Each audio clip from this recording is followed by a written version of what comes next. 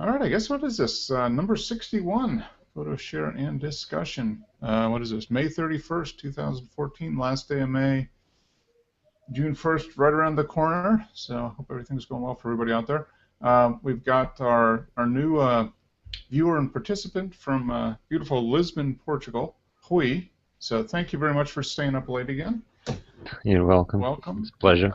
Yeah, good. And we've got a lot of images posted, and I'm hoping that we get a couple more people pop in as they get an opportunity. I think Pat might stop in for a little bit from Arizona, and I think Tim is going to try to jump in, and Joe might pop in. You just never know what's going on there. So he might jump in. But had a pretty busy week. I mean, I managed to get some actual photography in today, which was nice. I went out with a local group of photographers here locally, and went to a railway museum, which is nice. actually very close. Yeah, so it's the first time I've been there. It was a beautiful day as long as you weren't a photographer. The light was really just bright, and it wasn't good light, but it's the first time I was there, so I got an opportunity to run around and kind of see how things are laid out, and took my digital, and then I also took my Olympus SLR, film SLR, and got, I don't know, almost about 24, 25 images on black and white film. And then I also spent some time. One of the guys there he has three Pentax 6.7s. The Pentax film medium format camera. Yeah, he's got two of the older ones, and then he's got the new one, the 6.7 double I or whatever, which I think was made in '93. But he had two other ones that were from the mid '70s, and one of the other ladies in our group was thinking about buying one, and I've kind of had my eye on something like another medium format camera for a while. So yeah, you were looking for one, right? yeah, so I got an opportunity to pop a roll of Try out. film in there, and got that. So I have to develop that roll here probably this week sometime. A little test drive.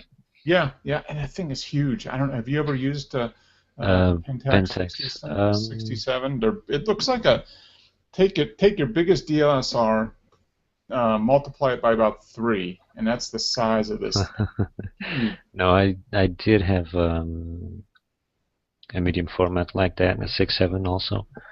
I can't remember the brand now, but it's from a friend of mine's. He also lent it to me. I still got it back at home. I have to return it, but yeah, that thing is huge, and the lenses are huge. That thing is massive. Yeah, it is. It's a huge camera, but the thing I like about it is, I mean, I love medium format film. I really enjoy shooting the roll cord, but it's just one. It's a fixed lens, so you don't have the opportunity to swap out lenses and try different focal lengths.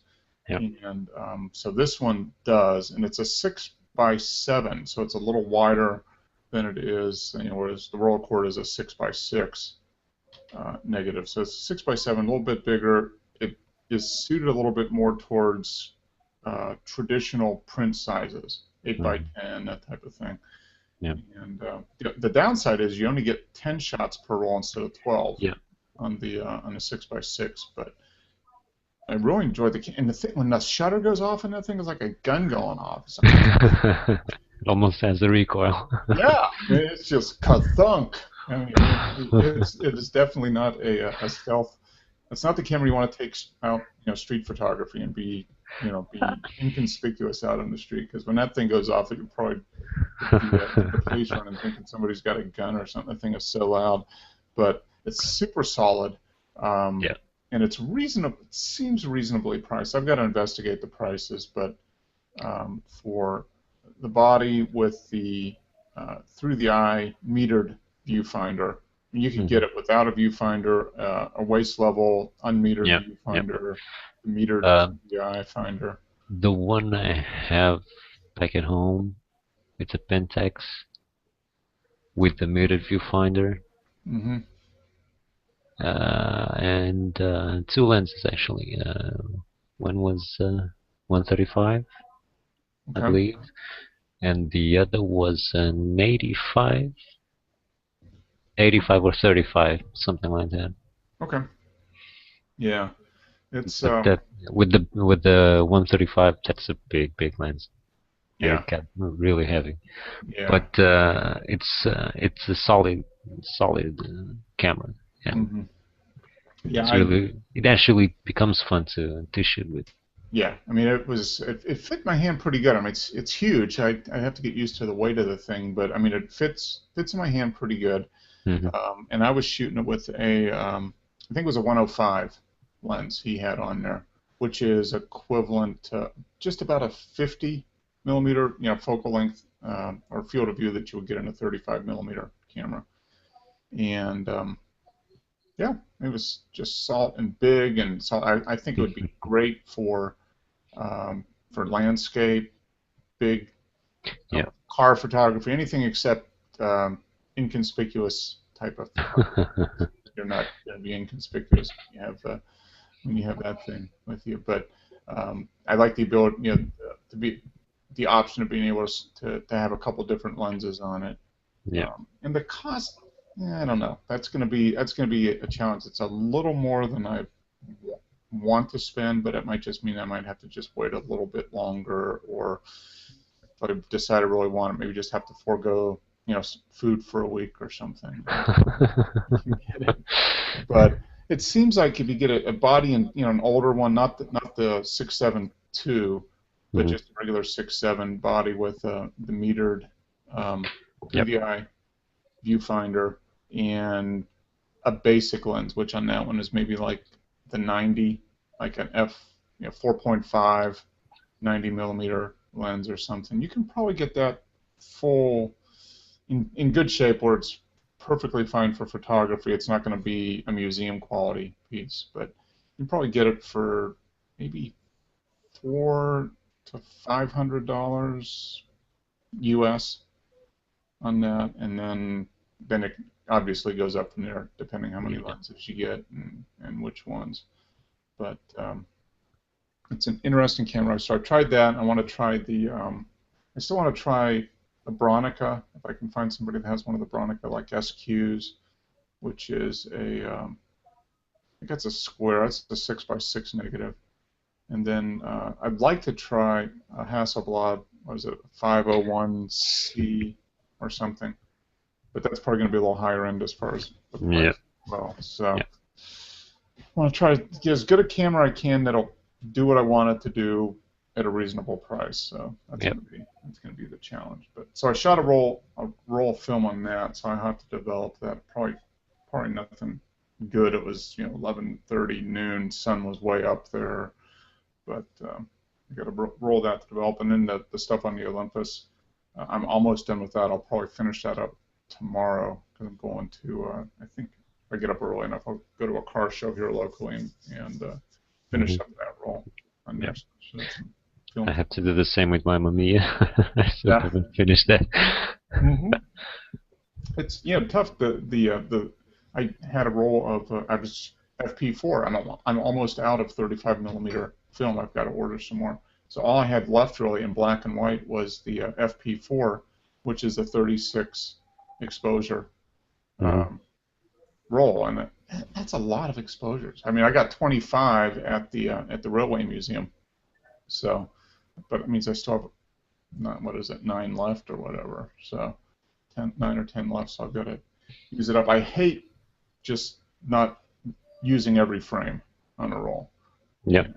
And so it's like, well, I've got to shoot it just so I can get through it. So hopefully I get through that tomorrow, and then I can develop two rolls of film tomorrow, one 120 and one 35 millimeter. So Nice. What you gonna use with as a developer? um, I use I'm almost out, and I don't know how I'm going to get any more. I don't think I can get any more. I've been using the Kodak HC110, Hmm. the just the syrup, and then I just dilute it. I do what is it, the B dilution. So for my tank is 500 milliliters, so I think it's It ends up being about 14 or 15 milliliters of just straight up solution right in, into 500 milliliters. And they stopped making it. I really enjoy that's only the second developer I've used. I used some Ilfosol the first few rolls of film I developed, but then I got the HC110 and I've developed 35, maybe almost 40 rolls with it, and I've probably got another 5 or 10 to go before I'm out of that. But they don't make it anymore, so I don't know if there's a equivalent. I heard, and I haven't researched it, but I heard that Ilford has one that is supposedly pretty close. This same basic, they kind of reverse engineered it to try to the developer that matched up at the quality, the characteristics to the HC110. And but I've still got enough of that left. I'm probably gonna have to order some more developers. So I've got to start that search to figure out what I want to switch to. And that's something I haven't really spent a lot of time in trying to find the perfect optimized developer with a specific type of film. I've just found something that because I don't go through a lot of rolls, so I want the developer to be able to last a while. And the HC110 has a reputation. As long as you keep it closed and in a dark place, it'll last for years if it's opened up. So it gets a little darker, but it seems to work fine. So that's why I got the HC110, just because it would last a long time. I might go through, I go through maybe two to four rolls of film a month tops. In the summer, that's probably pretty, but in the winter, it might be one roll a month. So I don't want to buy a developer that has a 2-month lifespan and only get 1/3 of the 1/3 of the solution done before it goes. So that's why I want something that lasts. All the other chemicals, there's no issue. The stop bath, the fixer, all that stuff, it'll last as long as you need it to last. But it's the developer that you have to be tricky with. So I've got to find a new developer to use. So if anybody watching or anything has run into that situation where you've been using the HC110 and had to find a replacement for it, let me know and just comment on the video here, or shoot me an email or Google Plus or whatever, because I'm going to need to get some more developer here before the summer's out. I will probably do a lot of film photography this summer because we're going to be taking a trip up to Chicago and we're driving. So I'll be able to take all my cameras with me. So I'm going to take the digital camera, obviously, but I'll probably take 2 or 3 different film cameras, and I think we're going to try to spend a couple days in the city just shooting, because there's a lot of great things there. Yeah, and we lived there for 7-8 years, but I wasn't really into photography, so there's a lot of areas that I want to get back to.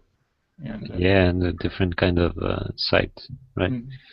Lots of great architecture there. So I'm hoping to get some good stuff, both film as well as digital. Hey, there's Joe. Hi, Joe. Hey, man, how's it going? Good. Doing well. Doing well. We're just talking about cameras, obviously, but film developer. Trying to find a substitute for HC110. Kodak HC110 developer, which I've been using, and I think they stopped making. And I really like it because it lasts. It's pretty shelf stable because I don't go through a lot of film, so you can open up a bottle and it'll still be effective a year later, where a lot of other developers tend to go in a few months. And so I've got to find a substitute for that once I get through this. But, the substitute is digital. Yes. It was so funny. It was so funny today. I was telling Lee that we went to a railway museum and really cool. But we were there in the middle of the day, so the sun wasn't real good. The light wasn't real good. But I went there to shoot a little bit, and I was trying out a Pentax medium format film camera that one of the guys I know has. He has 3 of them, and he doesn't need all 3, obviously. So he's open to selling them. But I don't know how old he is. He might be 50. So my age basically.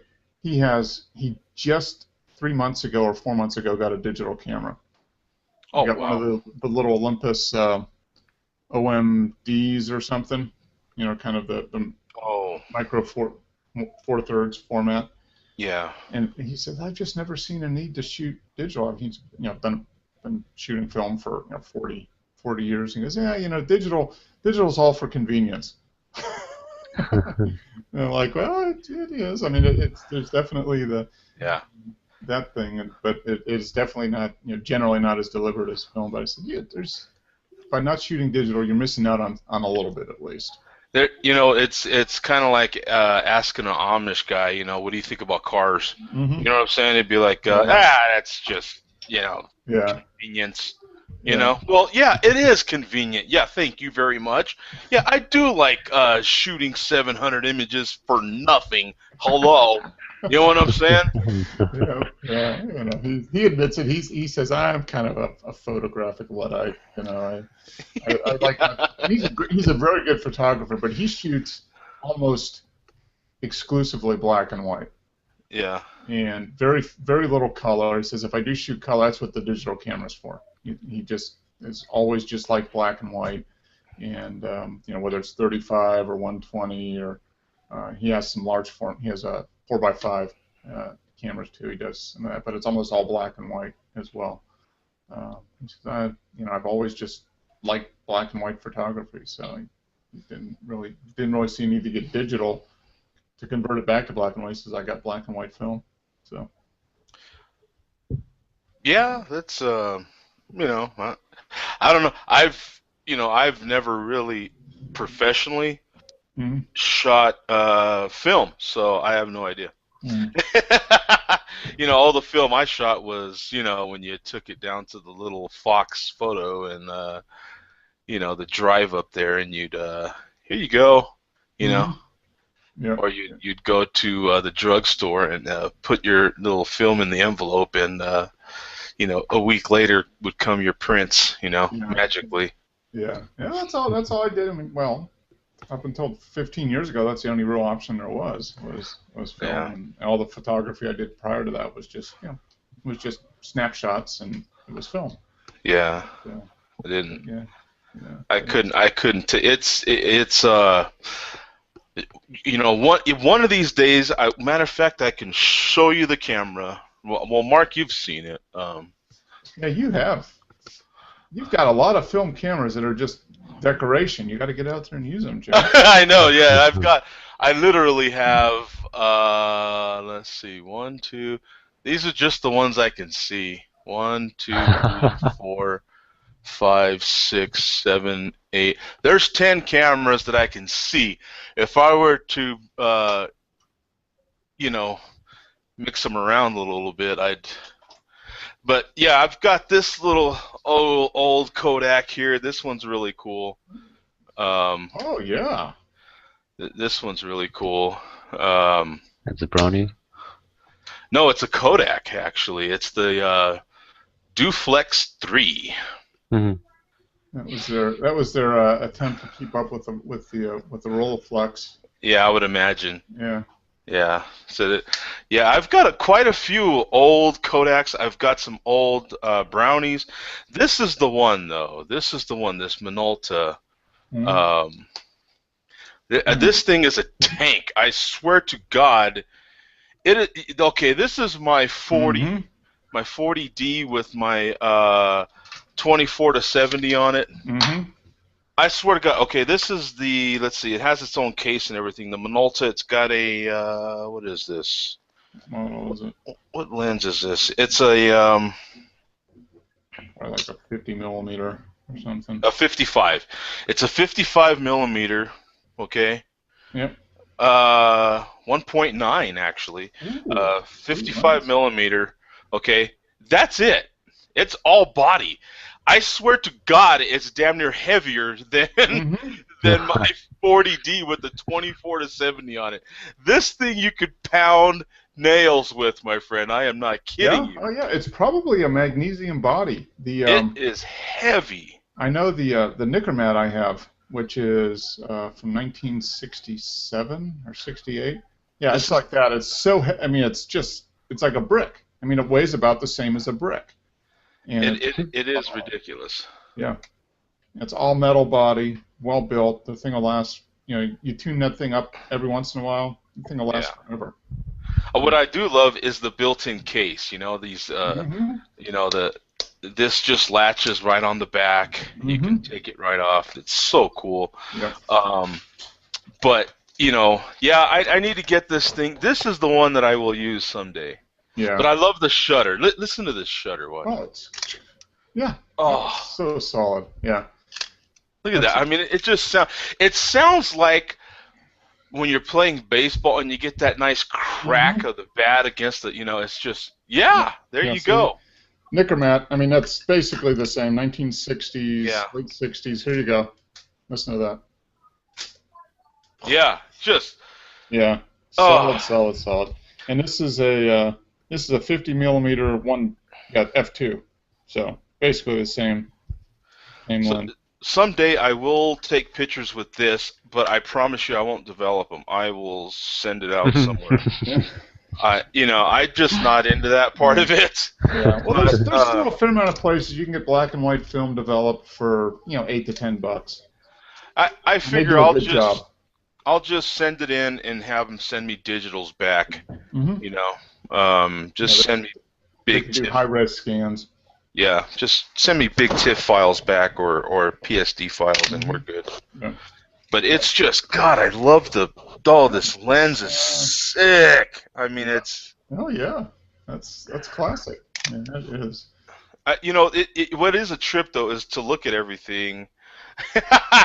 You know, like there's no ISO on this damn thing. You know what I'm saying? Like I'd have to figure that part out. You turn the dial on top for the ASA. And does it have a little match meter inside, plus or minus, and you dial it and you yeah, it's crazy. I'm like, what the hell do you do with this thing? You know what I'm saying? Like, pictures. You're like 700 in an hour. You take like 50 if you're really going. But this is the what is this like a depth of field button down here? What is this down here? Is it really? It probably is. Yeah, depth of field preview. Dude, this thing is sweet. It really is, man. Probably got a timer on it. I mean, it's very, very comparable. Right at the front. Yeah. So it would be fun to test. To me, it's a test of your real skills, right? Because you can only you've got at most 36 exposures, right? Yeah. So it would be I would love to shoot some beauty work, of course, in black and white with this. Yeah. And just test my skills, just see where I'm at, Yeah. I mean, it's a 1.9 lens. I just snapped to that right now. I mean, that's sick. Yeah. You shouldn't have any. You shouldn't have any problem. I wonder if this is a. You think this is a crop sensor camera? Yeah, feel free to crop the negative. Other than that, yeah. Yeah. What's my range with this lens on a crop? This is a crop sensor body, or you know what I'm saying? 55 millimeter equivalent. Can you imagine going back in the '60s and being like, is that a full frame? Like what? Of course it is. Yeah. That's funny, isn't it? Yeah. There's like all this stuff on the inside too, like these pointy things when you're looking through the viewfinder. What's that all about? Yeah, for the focus. You've got the little circle in the middle with a line through it. Yeah. No, on the edge of your frame, there's like a little triangle on the bottom and on top, and then the one on the top has like a circle around it. On the right edge of my frame. I just noticed that. Is that your meter? That might be your meter. Do these things take batteries? They probably do. Yeah. I wonder. The battery. This is the Nikkormat. We used to take those old Mercury batteries, which they don't make anymore. But if you take it to a shop to get, clean CLA, basically, they should. They can calibrate the meter to take the different, because the voltage of the new batteries is a little different. Yeah, there is an off and an on button down here. It says off, on, and BC or BO. BC. Oh, okay. I don't know. It's probably meter on, meter off, I would bet. I'm gonna have to research this camera. I haven't really. What model is it? I see a T on it. What is it? It's the SRT 100. Okay. Minolta. Yeah. You could probably. Or I wonder if that's the button to. No, it's not. There's should be a button on the bottom probably, which is what you push in to rewind the film. When this one down here. Yeah. Yeah. This would be interesting. You can research that, and you could probably find. There's probably a camera shop even in Albuquerque. That'll do it, and it might, depending how. Oh wow! I've never taken the lens off of this thing. I haven't really messed with it too much. I have to. Where did you get the camera? Where and when? It was. Yeah, a lot of my cameras, I had, I don't know, maybe 8 of them at first, and then just from knowing people and they knew I had old cameras, they would give them to me. Oh, cool. So this is another one that was somebody's grandpa's camera or somebody's dad's camera, and they gave it to me.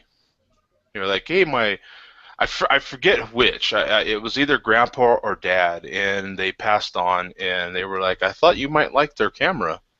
And I'm like, hell yeah, bitches! You know what I'm saying?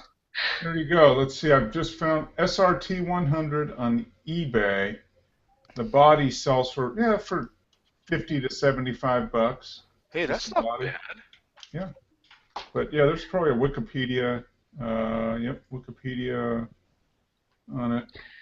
Oh yeah, it's a mid-70s. 58. We've got Wesley Hetrick here on Q&A. He says it's cropped compared to medium format. Oh, okay, yeah. Hey, Wesley. It's cropped compared to medium format. Yes, it is. by a huge factor. That's what's funny because everybody talks about in digital it's like a crop sensor compared to a 35 millimeter, and then you get a medium format, and the negative off of like a 6x6 is 4 or 5 times bigger than a 35 millimeter. That is true, huh? Like you always real estate. I guess there always has been at least 2 different kinds of cameras, huh? Because you did have medium format, and those were expensive back then. They were, and now you can buy them for pennies on the dollar. Yeah. Probably there, not here, but. Oh, really? Are they still? Yeah, expensive.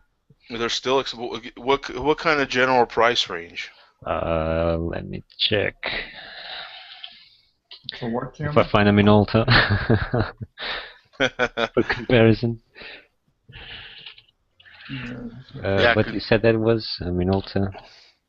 This is the SRT 100. Okay. This thing intrigues me, man. This thing really. That's a good camera. Minolta made some good stuff. I don't think I've actually even opened up the darn where the film goes. Where the hell do you do that? Probably on the left side. You probably got to pull up the winder. Yep. And that'll pop open the door. Either that, or there'll be a little latch on the left side. Oh, I did find one. Mark, you have some knowledge, man. Look at that. Yeah. That's literally the first time I've opened this thing. Yeah. I did find one. Minolta SRT 100, 20 euros. That's $40. Maybe something like that. Yeah. Okay.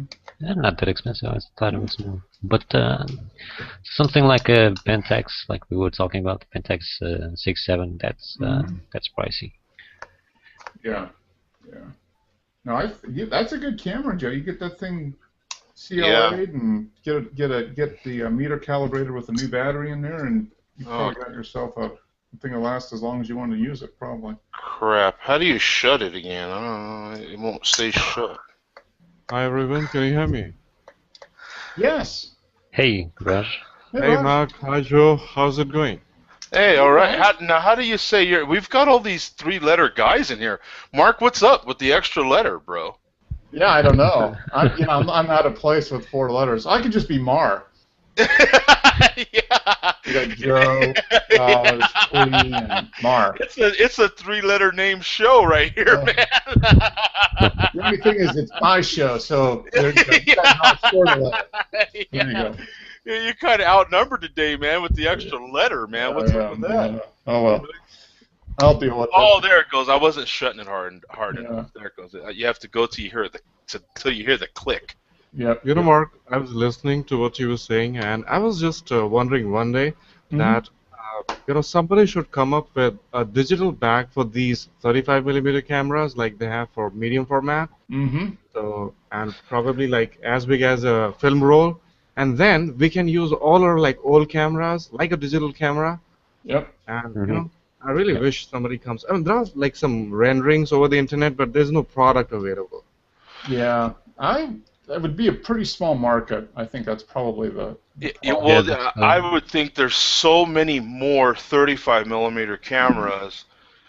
Like there's only so many medium format cameras. They were so expensive back in the day, so I would imagine it was easier to do digital backs for those. A lot more professionals using those as well. Even to this day, there's still professionals that prefer the medium format film camera with the digital back to the $50,000 digital one. It's just they just launched a cheap camera, cheap Pentax medium format digital camera, and that's like only $10,000. Only that's 10. The cheapest one. Yeah. Yeah, that's the digital version of the 67, basically. Yeah, more power to you if you've got that laying around. I'll tell you, my friend. I prefer if I got that kind of laying around money, I'm buying a house. You know what I'm saying? Exactly. That's what I thought. That if I sell my house and my car, I might get the camera. Yeah. It's a common joke around here. A lot of people with their camera bags have Beamers in their camera bag. You know what I'm saying? Mm-hmm. They've got literal 328 eyes in their darn camera bag. Hey, there's Tim. Oh yeah. Tim. Do you guys know there was like Fuji was buying? Another 3-letter person. Tim, this is the 3-letter. What do you call that, Mark? I don't know. Hangout. Yeah, the 3-letter hangout. We're just saying, Tim. Everybody in here has 3 letters in their name except me. I was going to say, how's Mark included? Yeah, I don't know. Other than it's my hangout, I don't know. That's the only way I got into club. Yeah. Otherwise, we'd give him the boot, man. You know what I'm saying? Oh well. Mark's photography hotspot without Mark. Yeah. Without Mark, exactly. Yeah. We could just drop one of the letters, probably A. MRK. We can get this Mark, right? Yeah, there you go. Yeah, we'll make it more like a call sign or something. Yeah. That's hilarious. Oh, there you go. Now you got a Wesley, so okay. You're good. I feel good. 6 letters, huh? I'm okay. Yeah. You're good now. Yeah. Up till you came in, Wesley, he was feeling the pressure, man. Yeah, but I go by Wes. Oh. There you go. Oh, he's still screwed. Can't win for losing. Man. Yeah, I mean, your name can be cut. And see, and Patrick, he can go by Pat. Yeah. You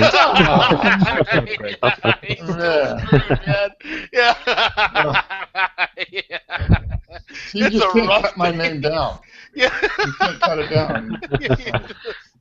Yeah, there's no common way to cut down Mark. It's already short. You know what I'm saying? Like, but not short enough. Yeah. What sucks is it's short for what? What's Mark short for? I don't know. Marcus? I don't know. Marcus, maybe. Yeah. Marcus Aurelius, last of the great Roman emperors, I guess. Yeah, it's that's hilarious. You just kind of fired me up, Mark. I'm gonna do some research on this thing and possibly get this tuned up. Yeah, you soon. should. Because this is the one camera out of all the ones I've got. I got some cool stuff, Rui. I'll tell you, watch. I got this old Kodak. This is one of those that like pulls out like an accordion here. Yeah. That's probably what uses 620 film, you would think? I don't know. Now, I've had this out before, and then I couldn't get it back in. Now it's back in. I don't know how that happened. Yeah, that's probably a 120 or a 620. That's probably a medium format camera.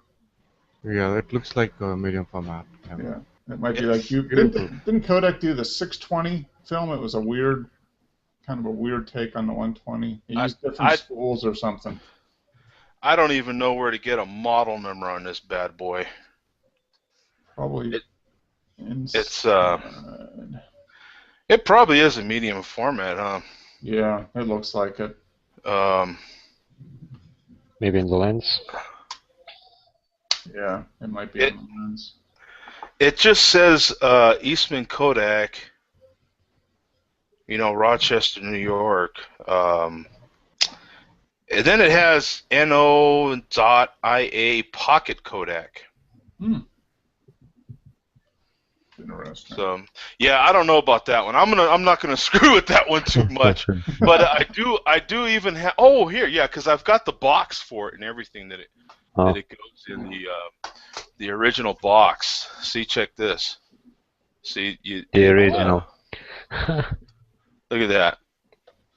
And on the end it says number 1A Pocket Kodak. It's a 1A? Yeah, that's literally all it says. Okay, well I just did a search here. It says Pocket number 1 Series 2 A1. It uses A120 film camera. And then it says M, you know, it's the initials MA and then lens. One is medium format. It looks like, yeah. And the one I'm looking at was made from 1922 to 1931. Wow, that's cool. Yeah, there you go. It's probably getting close to 80 years old, 70, 80 years old. That is cool. Yeah. It must be worth a lot. I've got this gem right here, man. This brownie. 1A? You said yours was 1A, Joe? 1A, yeah. 1914 to 1927. Wow! That's awesome. Original list price, $24. That was expensive. That was like a car. It used 116 film. Good luck with that, huh? Yeah, there's a few different ones. Yeah, so it looks like it was made in the 20s or 30s. Yeah. That is incredible. That's very cool. Yeah. There's this old brownie I got here, and I've seen this in many movies here. Mm-hmm. Yeah. You know, and then you got. The movie prop. Hey, you want to take a picture? Hey, you want to take a picture? Press pen. You gotta get a hat, fedora with press on the front. You're good to go. And then you had color and black and white for this thing here. There's a little switch here in the front. Huh. I wonder what that does. Color and black and white. It really shouldn't matter, should it? You would think. Does it have a filter over the lens or something? Yes, there's some kind of I don't know what that's all about, but yeah. That's cool. This is the Kodak. I think they might probably have had like only 2 types of film ISOs or something like that.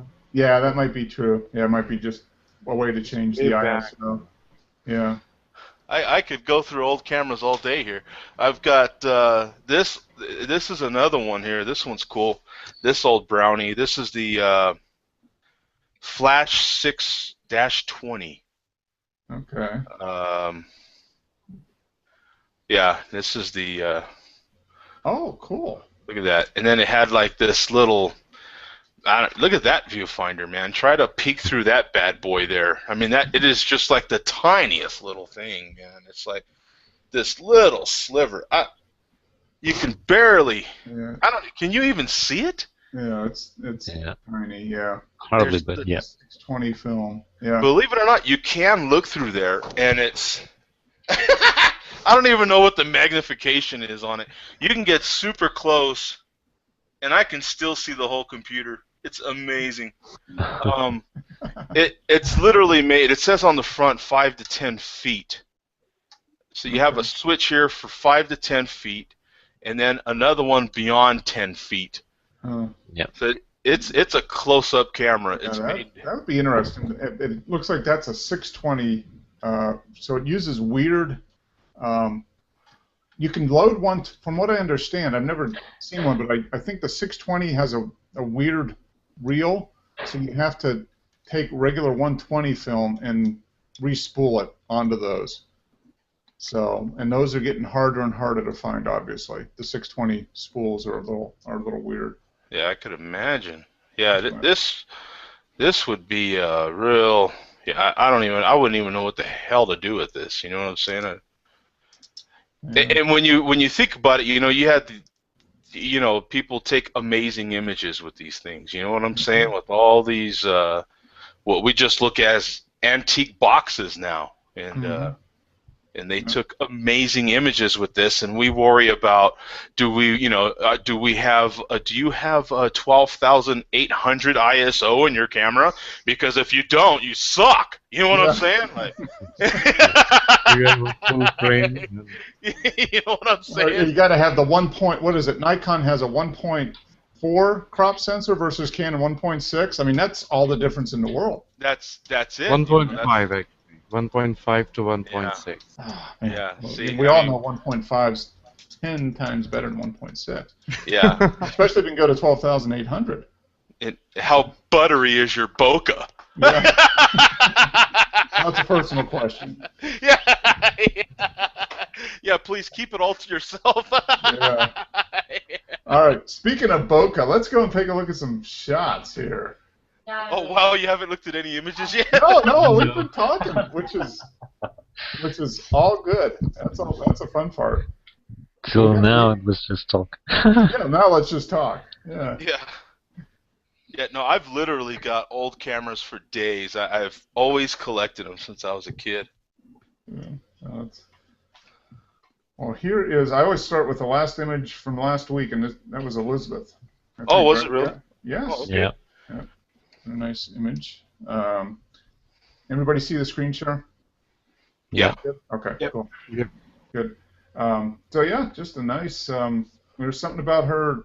Like I said last week, her eyes, her face, just more to the story there. So that was very good. And you could probably get the same shot with that Brownie box camera there, Joe. I mean, I just as sharp and everything. I have no doubt. Yeah, no problem at all.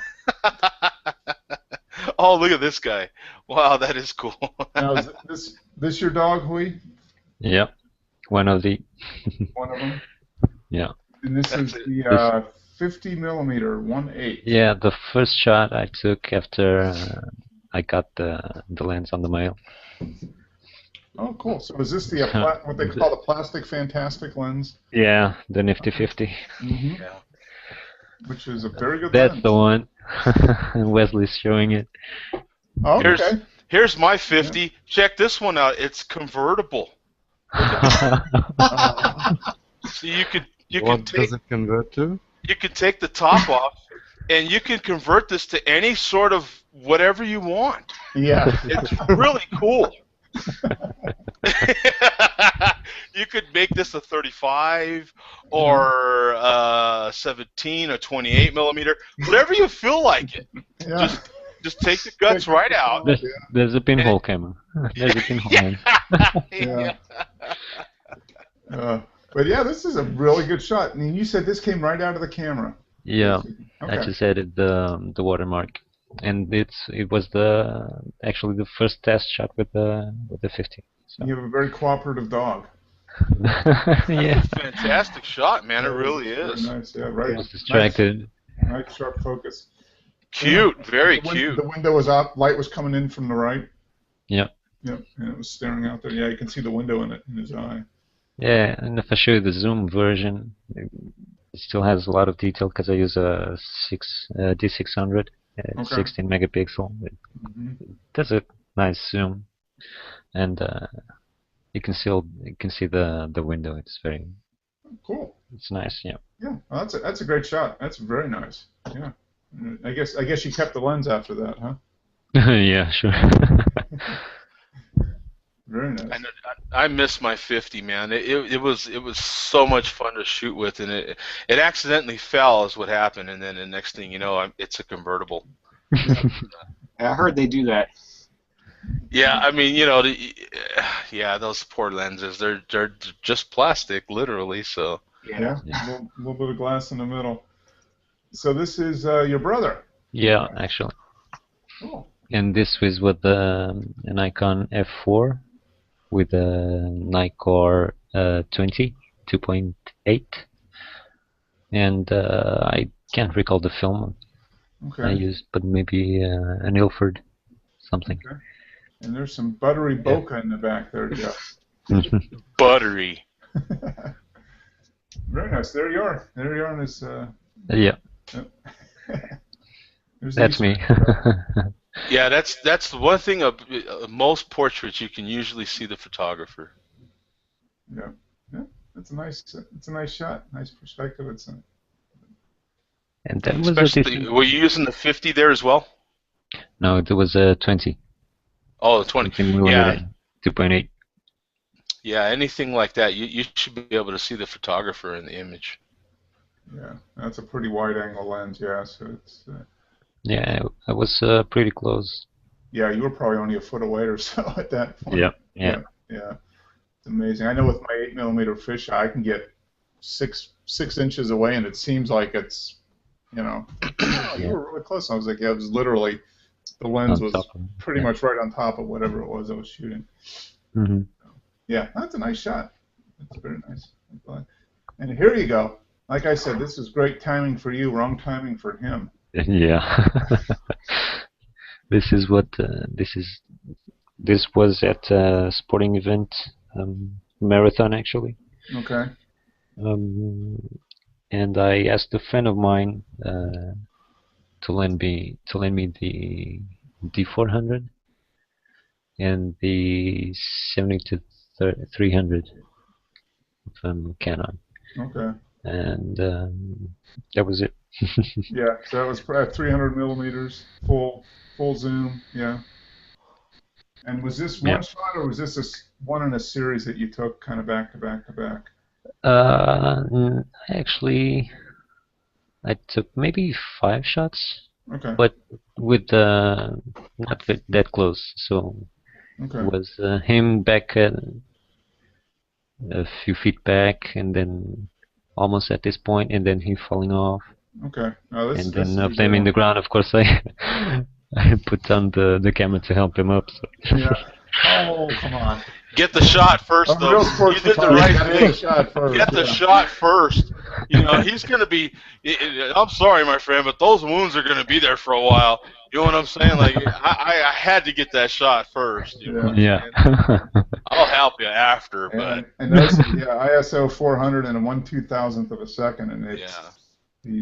You got a really nice sharpness, stop motion on them there. I'm glad you used that lens because, it's not the most expensive lens in the world. But you know what? For this, it's perfect because you're outdoors, there's plenty of light, and look at this image. It's a fantastic image. Mm-hmm. There's tons of contrast in this image.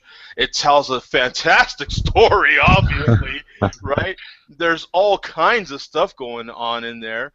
It almost has an HDR type of effect. There's so much contrast and shadows and stuff in there. The clouds are perfect. Like there's a lot of stuff going on in there. I mean, it was perfect.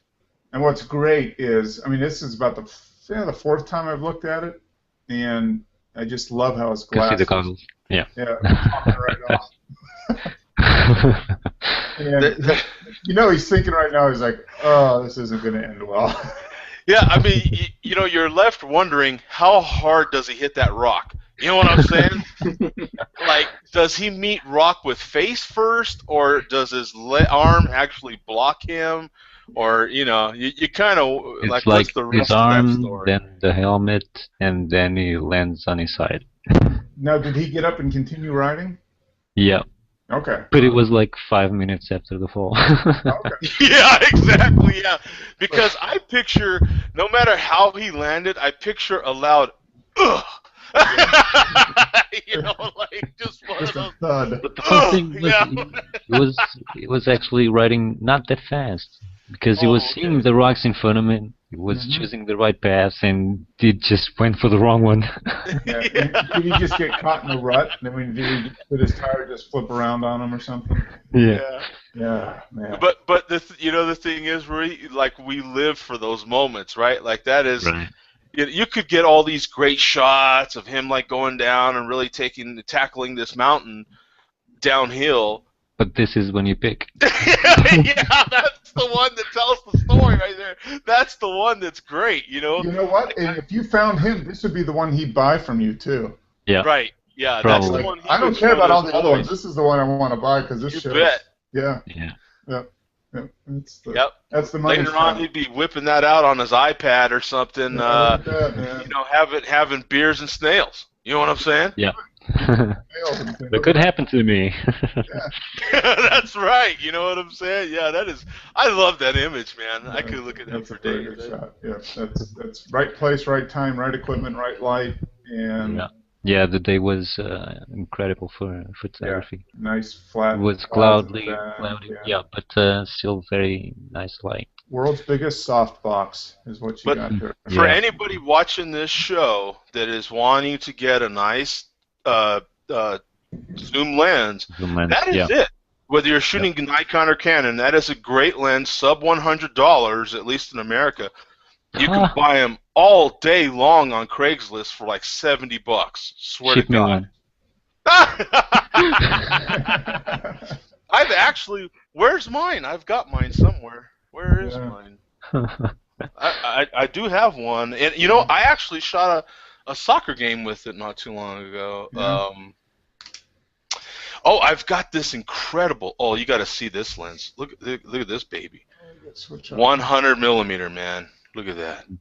Oh, this thing is beautiful. Yeah, it's great and you know coffee mug, isn't it? I I fell for this earlier. I love to do that, man. It's freaking great. I love that. You know this. I do have a 24 to. What's that? Yeah, 24 to 105.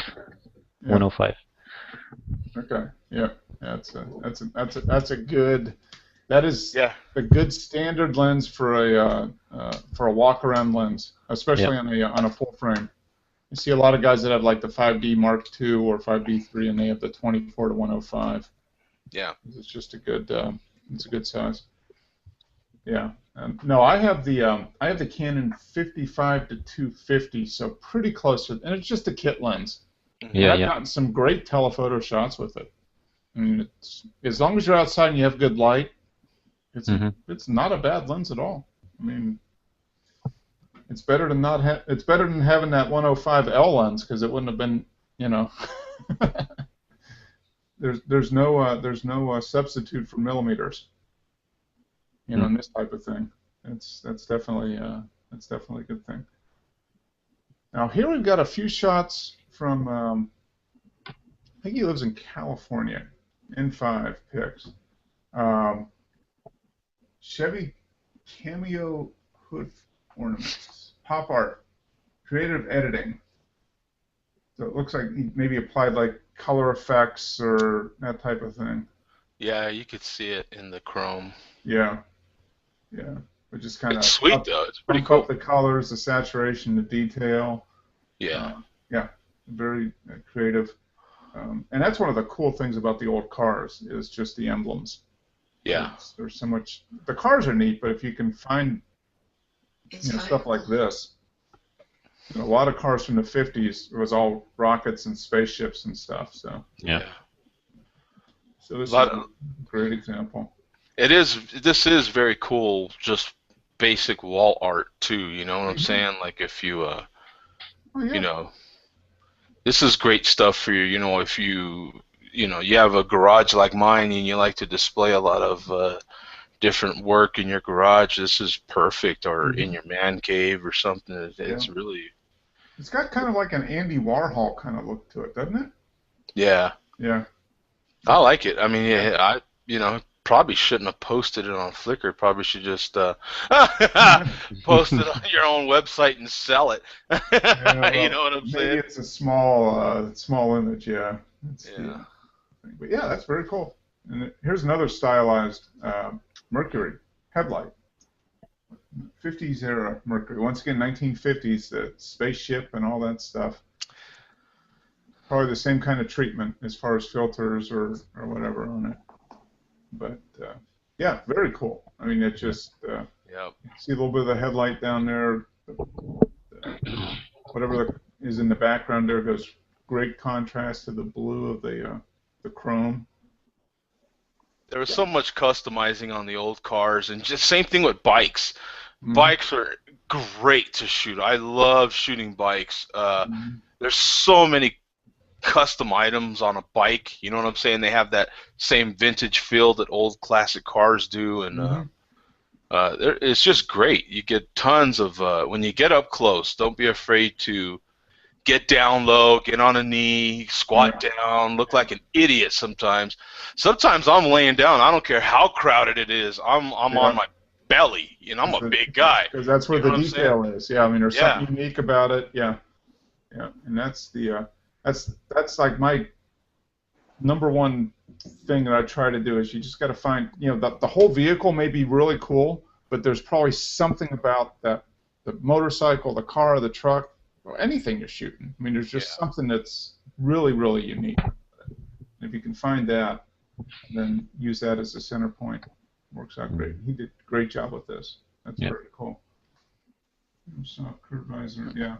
Mark? British police. Yes? I think I'm going to have to go because I'm letting my friend do all the work here. Oh, okay. Thanks for joining in, Tim. Okay, yeah, nice to see you again. All right, see you. Take care. See you, Tim. Okay, hey, take care, Tim. Yeah, bye. Very cool. Yeah, so that's a great shot. And here is having a sip of light. Here's an abstract one. Is this a door? It looks like a fender, maybe. No, I photographed these cups. Cups. Oh. Colder glass. Okay, now I see it. I smell the light. Standing up. Huh. Oh. Okay. Huh. That's pretty cool, man. You know, I mean, there's just so many things. You know, you get up close that you can take pictures of it. You can make incredible images, and it's another one, man. It's fantastic. Yeah, just tons of color, light, detail, but it's completely abstract. I mean, everybody looks. If you didn't have the description, you'd be like, "What is?" It's really interesting, but you couldn't figure out what it is. Yeah. I thought maybe initially it was maybe like you know, like the gap between two pieces of metal on the car, you know, like a door or hood or something. Yeah, I did too. I was right there with you. You posted 2 pictures of the cars, right? You would expect the third to be. Exactly. Yeah. Exactly. I mean, he's got 2 pieces before, he's got one after.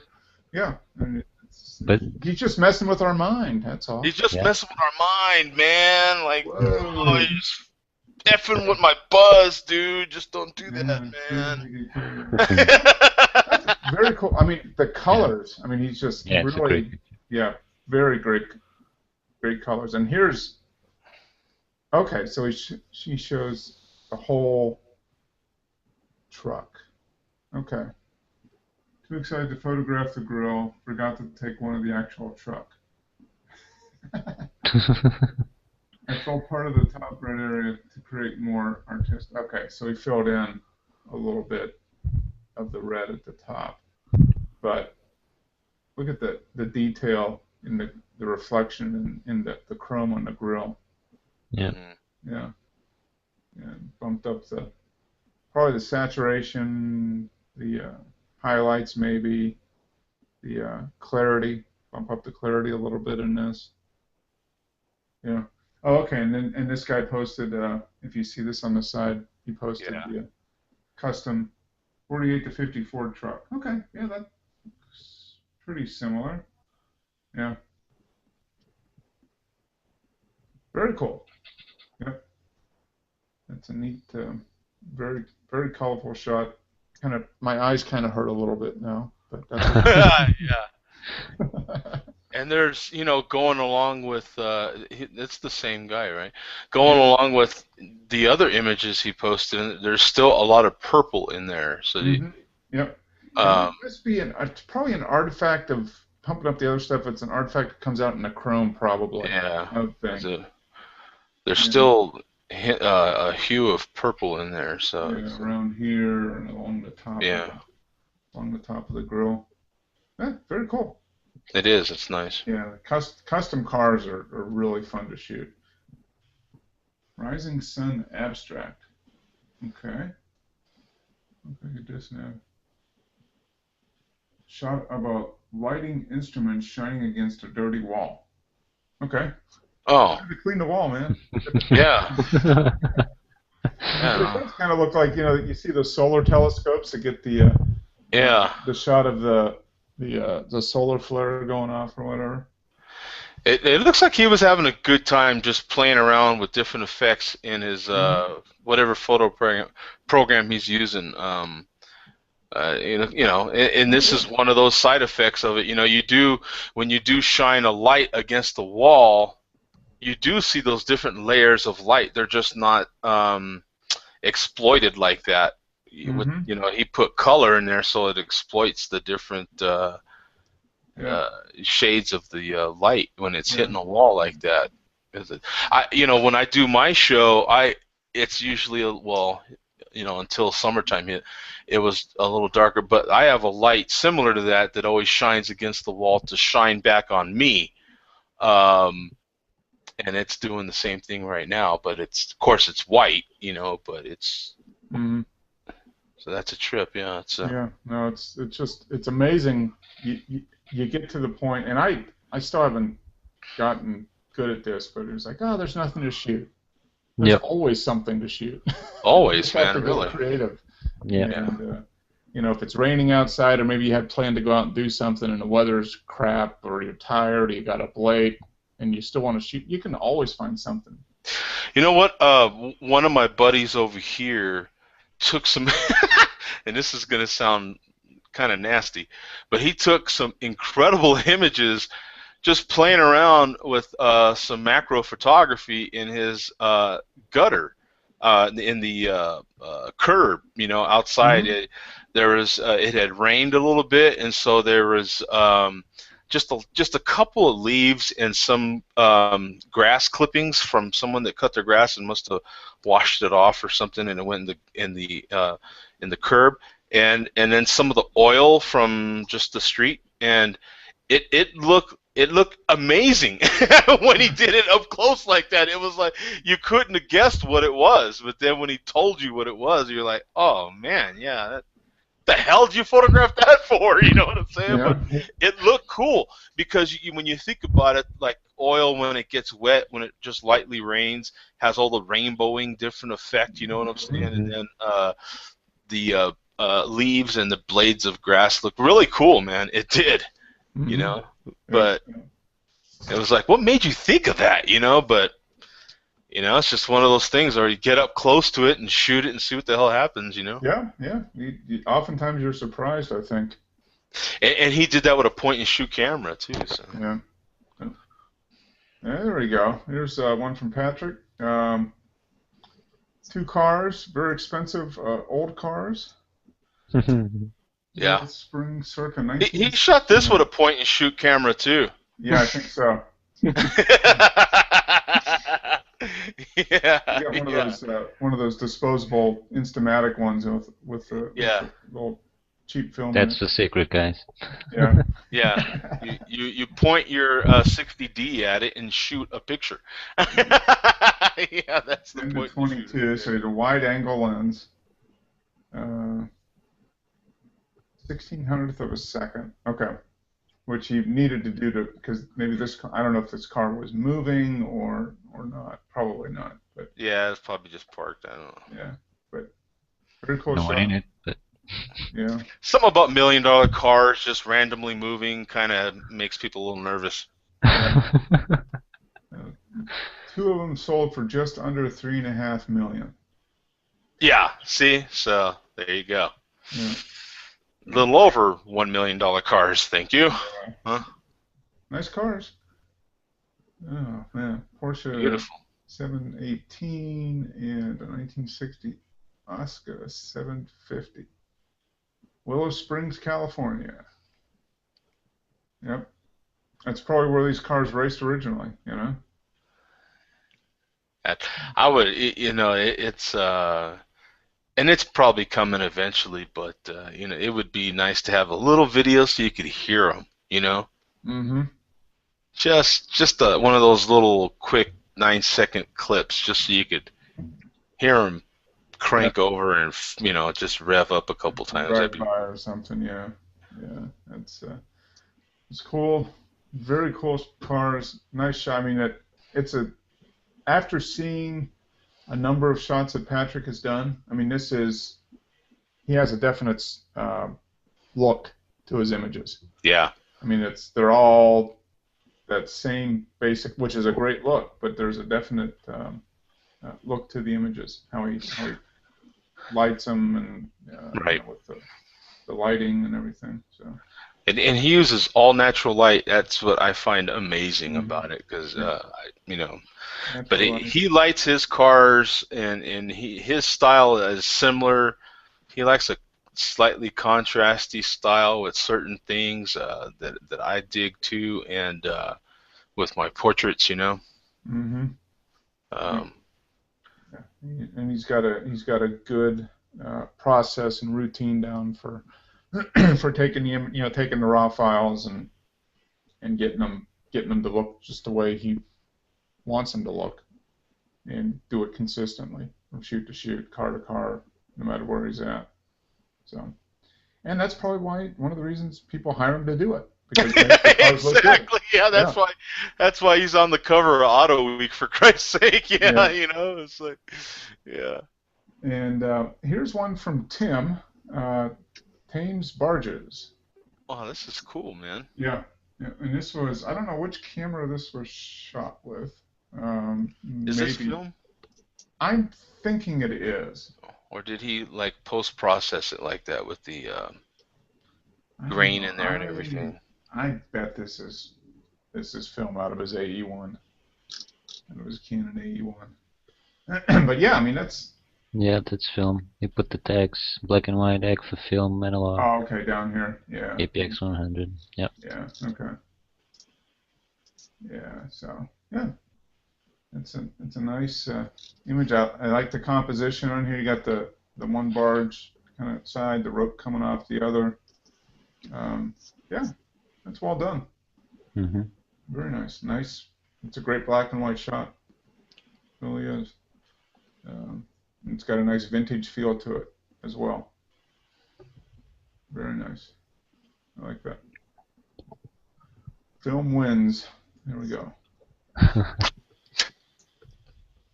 Okay, and here's my one shot for the week. This was kind of it was almost an intentional mistake.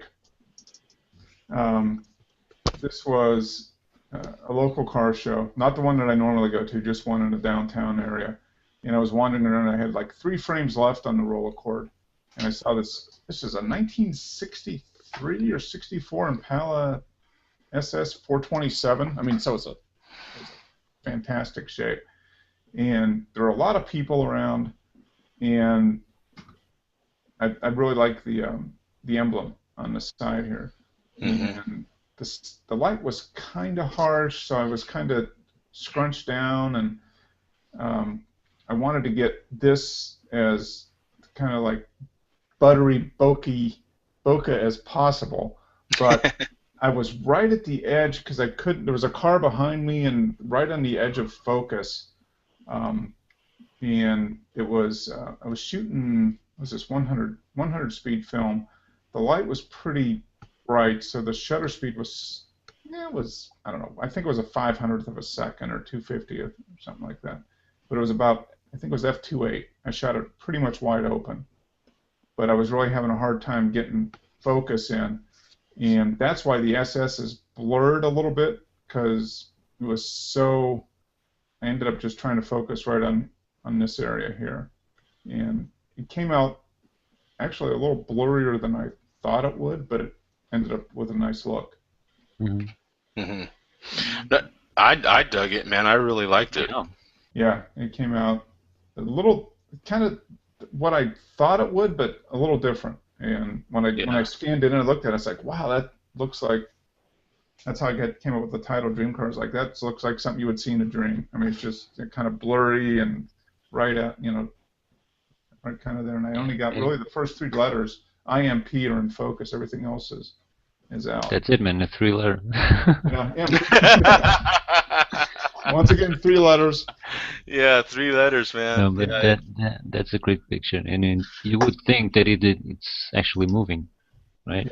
Yeah, and that was kind of like the unintended effect I didn't really think about. I just kind of saw that it was the trim, the emblem, the wheels were cool, and I tried to get close because there was a bunch of people milling around, and that was the thing. And so it actually came out turned out great. Yeah.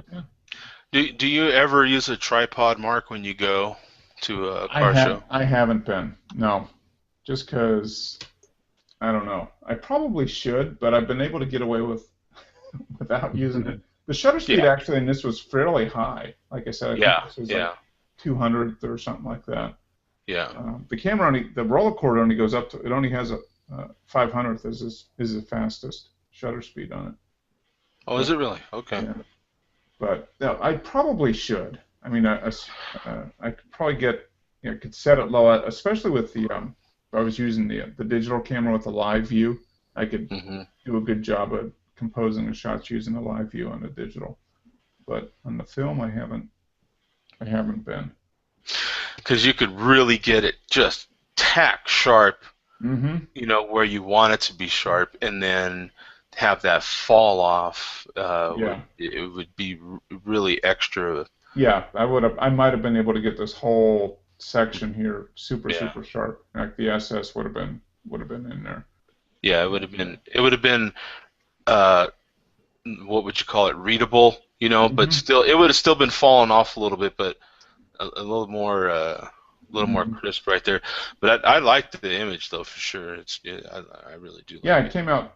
I thought it would be decent, and then when I looked at it, I was like, it came out maybe wasn't quite what I thought it would come out like, but it came out pretty good. I mean, the end result was pretty good. So it's just all the lines in the classic cars. You've got lines everywhere that are meeting and they go down the body of the car. You just tend to just follow it, and you just go back and forth, just following the lines. Yeah. It's really cool. Yeah, that's what's fun about the old cars is because they've got all the chrome, the trim, the sheet metal is all bent and rippled and flared and everything. So it's always fun. Yeah, here we go. This is a very pretty little girl, and she's got a look on her face. Oh yeah, she's a cutie, man. Look at her. Yeah, that is. And they did this at 3200, so high ISO, but I think it's a very, very usable image. I mean, it's came out very nice. Who's he's not here right now, huh? No, I don't think so. No. Oh yeah, he is. He's just not Mike. So yeah, I mean they came out really good. Yeah, I liked it.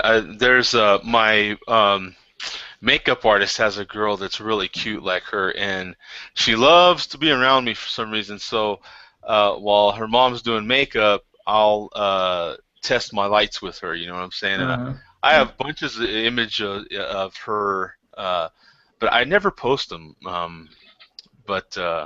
Yeah, she's a really cute little girl, and she loves to act like she's the model. You know what I'm saying? She's a trip, man. She'll just start busting out all kinds of poses, and I'm like, hell, she's better than some of the damn real models I shoot. You know what I'm saying? Like, she's 4 or 5, something like that. She's a character.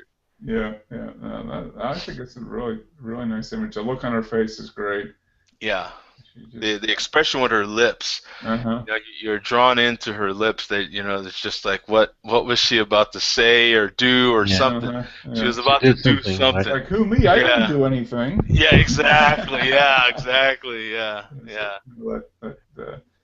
And her hair Her hair is really curly, loose curls and stuff. Really cute. Cute little girl. Yep, very nice. And here's another one in black and white. Ah. 50 crop body turns out. Yeah, okay. Yeah. Very nice in black and white. Short telephoto. So the 155 on the crop, or 55 millimeter on the crop, turns out to be 88. Yeah. This one's not bad, but it doesn't have the story in the eyes. And, no, out of the two, yeah, this one is definitely. It doesn't. The first one definitely had the story. This one, he lost her here a little bit. You know what I'm saying? She was already over it or whatever was going on. I have no idea, but you know, kids are a lot of fun to shoot. That's for sure. Well, you know, this is right up my alley. I'm portrait guy, so it's no, this first one here, we got the eyes and everything is just very, very engaging, and this one, it's more. I mean, it's a good image, but it's more of a posed shot, where the other one is a little bit more just right there, you know, real life, right at capturing a particular moment. So yeah, very nice, like that. And his favorite lens ever, 35 to 80 Tamron.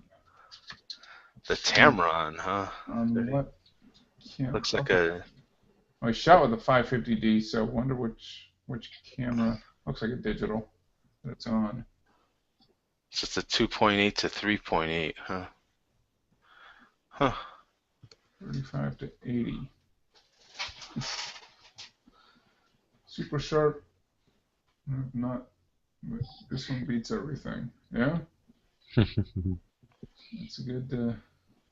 Find a lens you like, you stick with it. Yeah. That's for sure. It's, you don't want to give up a lens that you really like, because then you get used to it. You know, it's pluses, it's minuses, and you know how to work with it, and you end up taking better shots as a result. So very nice. Okay, this is kind of tilt. You got a power pole. Yeah. Rusted power pole going up into the. You kind of laid down and tilted your camera sideways. Yeah, see, that's a good example of that. You know, like we were talking about earlier. You know, you just look at things from all angles. You know, like that's one of the things that I learned from some of the old timers. Just look up, down, side to side, and always looking back at you. You know. Mm-hmm. Yep. You never know. How many shots you missed because you didn't turn around? Yeah. You know. I've been one up several times, especially when Pam and I are out. I was like, "Where'd you get that shot?" She goes, "Well, I just turned around and." Yeah. Like, okay, yeah, that's fine. She says, "You were too busy geeking out on something, and I just turned around and." Okay. Yeah. You win. But yeah, this is kind of cool. Neat perspective. Yeah, I went biking with a friend. Had my point and shoot. Actually, quite old point and shoot. Maybe a 5 megapixel camera. Now, you know what? I'm gonna rain on the parade here a little bit, Rui, because you know the problem.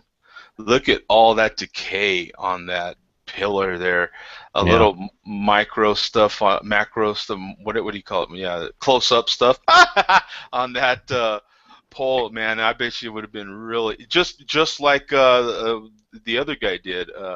I bet you they had some really interesting stuff with all that rust and decay on that. Corrosion, yeah. I would have, but at the moment I took the shot, police car was passing, so. Oh. Oh man, what are you doing? Nothing, just taking a picture. Oh really? Did they power pole. Did they even bother you over this, or? They didn't. Just ask me what I was doing. Really? Wow. Yeah. You know, that's interesting. I had to climb a a wall. So. Okay, so you had to climb over Oh, something to get into this. Okay, yeah. oh, okay. So you're in an area you really shouldn't be in. I feel you. Okay, No, yeah, that's yeah. not that big of a deal. But they just asked me, "Hey, what's happening?" Yeah, Yeah. no, I feel you. Yeah, you're already getting asked questions, so it's like, I think I'll just get the hell out of here. Yeah, Yeah, yeah.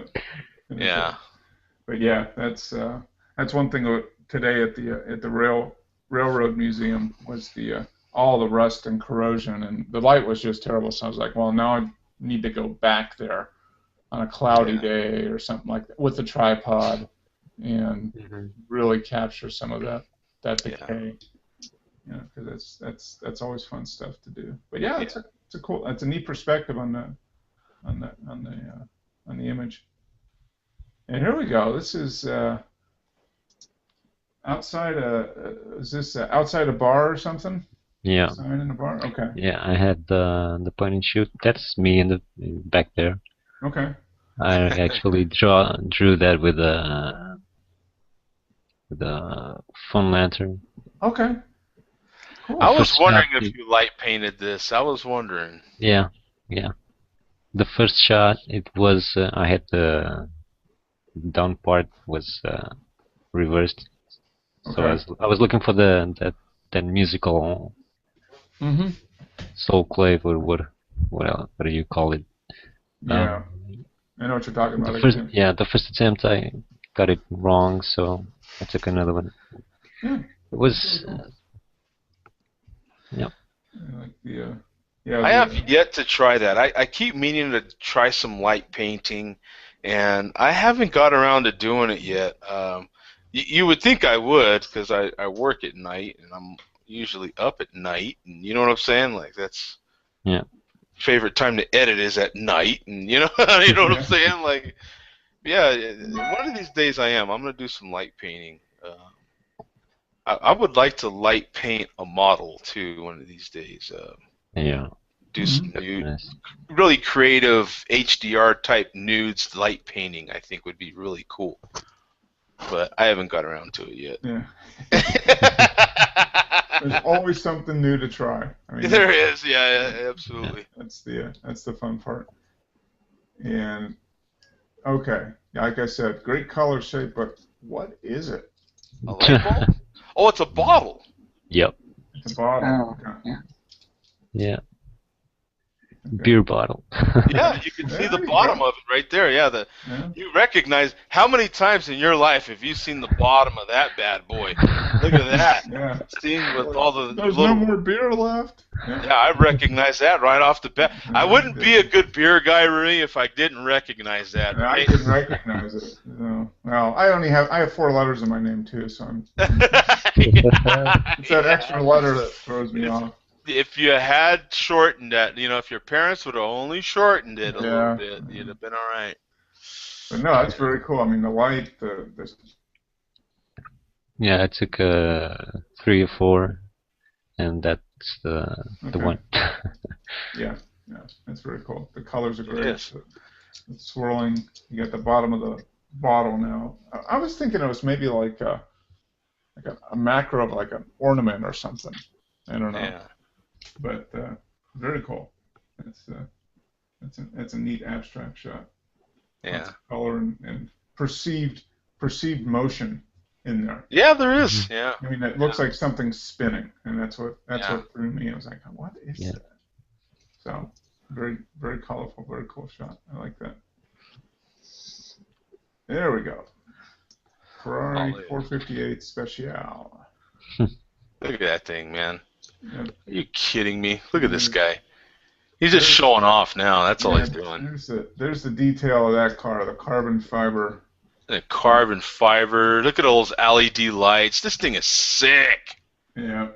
That thing is so. You know what, man? Some kid, a 14-year-old boy, is going to have that as a poster on his wall. Are you kidding me? Yep. Yeah. You know what I'm saying? That is so cool, man. That is a Yeah. fantastic image.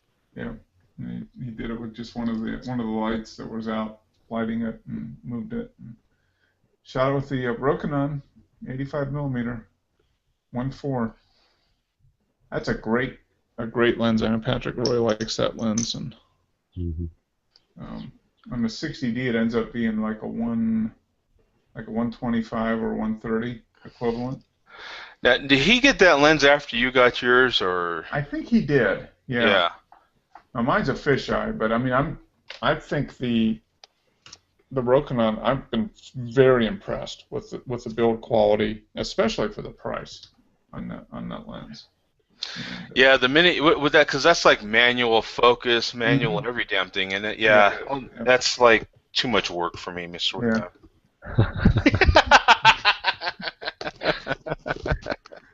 I'm spoiled, man. Are you kidding me? You know? Yeah. Well, and then it'd be tough to do anything manually with portraits, you know? Yeah. Too much stuff manually, that is. I do shoot all manual on my cameras, but not the lenses. Yeah.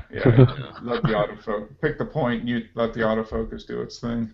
Every once in a blue moon, there's a situation where I need to manually focus, and so I'll switch it to M on the lens, and I'm like, oh, we're out here now. We're out here. You know, I even let the model know, okay, I'm going to be manually focusing now, so I'm going to need you to be still, and you know what I'm saying? Like, I just freak out a little bit, you know what I'm saying? Yeah, it's different, yeah, it is different.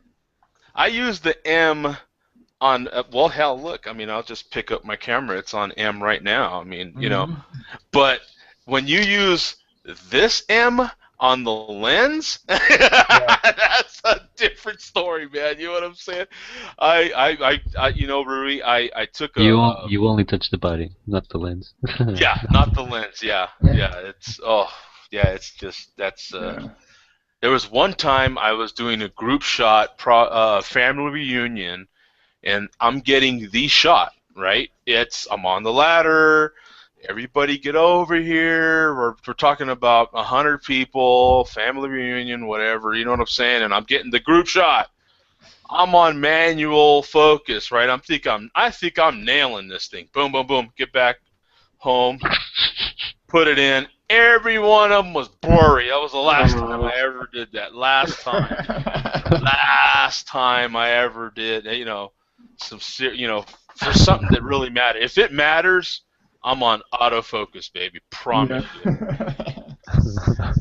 You know what I'm saying? Autofocus is very, very, very, very good, but every once in a while, you know, for this type of stuff, I think you might be able to do a little better with manual, but it takes some time. You really gotta fiddle around with it and it's so close.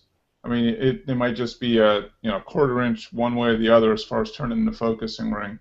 Yeah. To get it. Super, super sharp or just off. And, yeah, cause see, actually, you know what, Mark? Getting back to your image, this is what you would have got with a tripod. Yeah.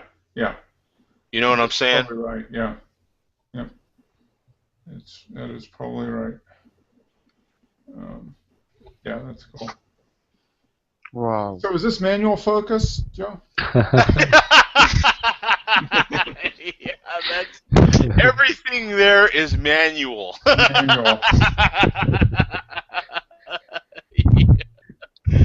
Yeah. Well, you know, like I just said, I mean, I do, I shoot manual, but no, that is definite autofocus. I don't even know what to say about it. Just, I don't know if it's, I don't know, like, you do something so much, you don't even really know what the hell to say about it. You know, it's just kind of, you're used to doing something. Yeah. But she's a really young, kind of a raw talent type model. She's beautiful, but she does her job very well. You know, like she's getting better and better and better every time we shoot. And so this is one of the most recent times that we shot, and I just actually, unfortunately, I shot this a month ago, and I just edited this one today. Yeah,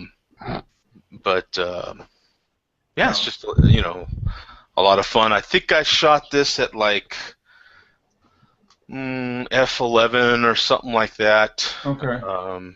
So I didn't want too much depth of field in there. I guess I could go to f/22 or something, but it just requires too much light. Then I would have had to get my strobes out, and I didn't feel like it.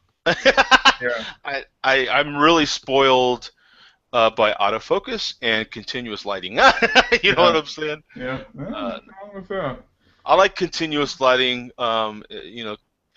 I'd rather use my strobes outdoors, and I like my continuous lighting inside the studio, if you will, which I shot this. This is basically in my garage, but I like the continuous lighting because I can see immediately what I'm going to get. You know what I'm saying? Yeah. So. Yeah. No, it's a great shot. She's a very, very pretty woman, and the eye, once again, the eyes are super, super tack sharp. I mean, the color, I mean, she's just very, very nice shot. And the background is dark, dark, dark, dark, dark. Yeah, which just sets everything else off really nice. I've been, some guys like to use white backgrounds, which is fine because you can do a lot with a white background, more than you can with a black background. Pretty much black is just going to be black, where a white background can be light gray, it can be gray, it can be black if you want it to be. So some people prefer to use, most people I would say like to use white backgrounds because they can do so much with them. Including extract the background and then put a whole new background in back of it if you want, But I'm really liking my black background for right now. It gives a feel that I like, and some of my from the same shoot I did some beauty work with her, and she did an incredible job this time. She really did. I just wish there wasn't so much drama with her, but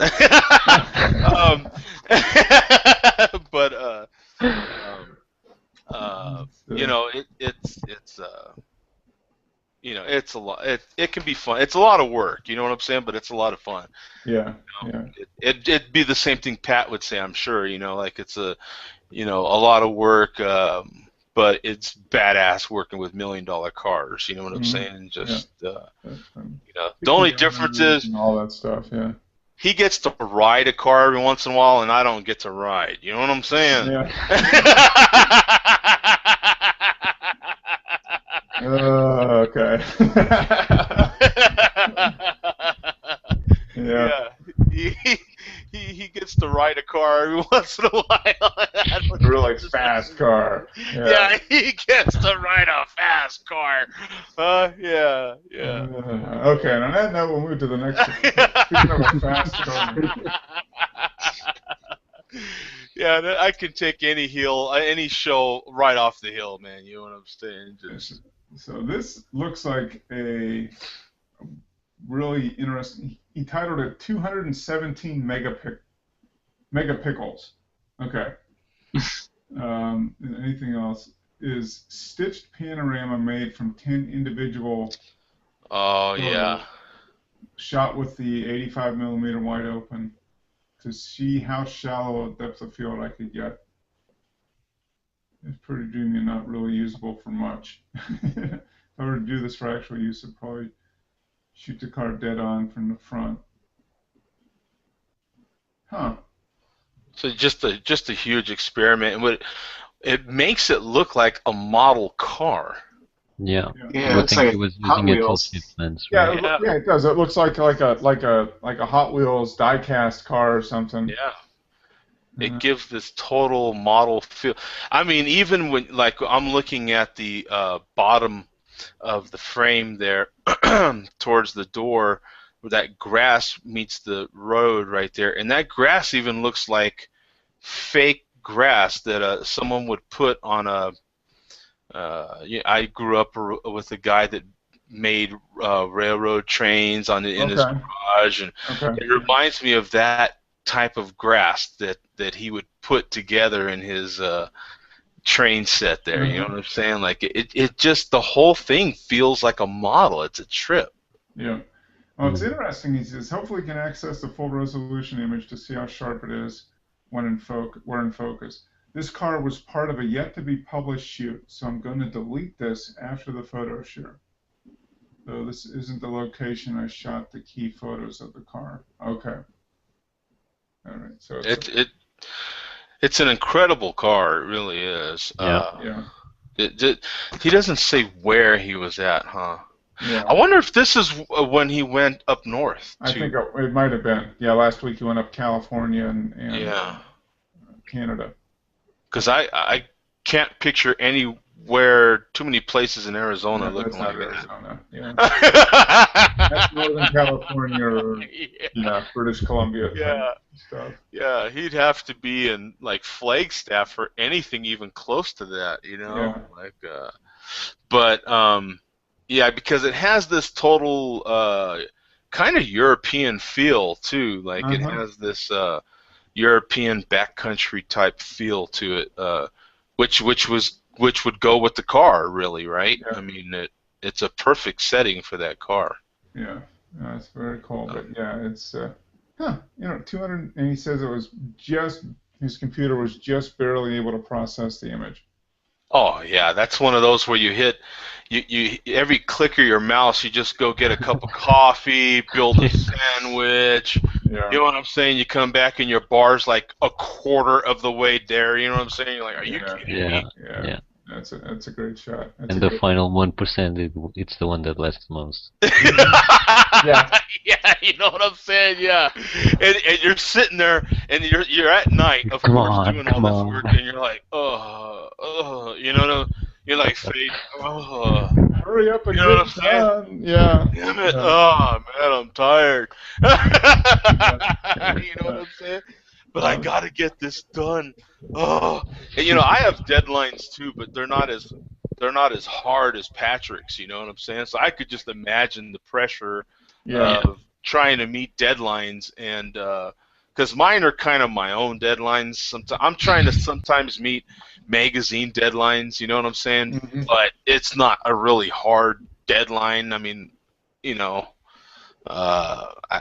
not in like his situation. Yeah, where he's got like 2 days before the magazine needs to get published and before the auction or whatever. But yeah, that was a great image to end on, and we had a lot this week. So thank you very much, Wesley. We didn't see any from you. You were gone last week, so I'm expecting like 20 or 30 for next week, right? I did not take any pictures at the folk festival. Oh, you didn't? I don't say I didn't take any. I was focused on the music, so I didn't really get anything good. Okay, well, there's nothing wrong with that. That's good. Now, with the folk festival, that sounds like something where there's lots of singing, possibly dancing, and beer. Yeah, there was all that. Yeah. So yeah, something's got to give in a situation like that. The right? photography took a backseat to the. Yeah, usually the photography is done with something like this, with one of those situations, and it's usually some idiot like. Hey, get a picture of this, bro. Yeah, that's usually everything takes a back seat, man. Yeah, that's cool. That's. I still got some film stuff I need to edit, so scan. I've still got stuff to scan, so I'll try to get some up this week. Okay, yeah, I'm going to try to get a couple rolls of film developed here. Hopefully tomorrow, we'll see. So I'll get a couple up. I still have one from a roll I developed last week that I need to post, and some digital. I actually did some digital photography today, so we'll see if I can get through some of that. But yeah, great show, guys. We're going on. Wow, you're going on 1 in the morning. Wow, the bars are still open. Do they stay open all night there? Some of them, yeah. Okay, you head right out and finish up. Most of them they close at 4, but. 4. That's awesome. You know what I'm saying? Yeah. Still got 3 hours. Yeah. Just in case of emergency or something. You know what I'm saying? You never know. Just in case, there's some 24-hour bars. So. Yeah. I mean, you really never know when she pisses you off and you need a drink. You know what I'm saying? Yeah. I mean, gotta have that emergency bailout bar. Yeah, that's an Yes, there we go. emergency right there. You bet. Yeah. You bet. Right on, guys. I'm good. out of here, man. Yeah, me too. I gotta Get get. some dinner. All Yeah. right. It's Thanks fun. for See y'all joining later. us. Yeah. See you. you. Raj, Next good. guys. We'll see you later. Pat, thanks for popping Later in on, man. for 15 seconds, and we'll see you guys all next week, man. All right. Bye. All right. Bye.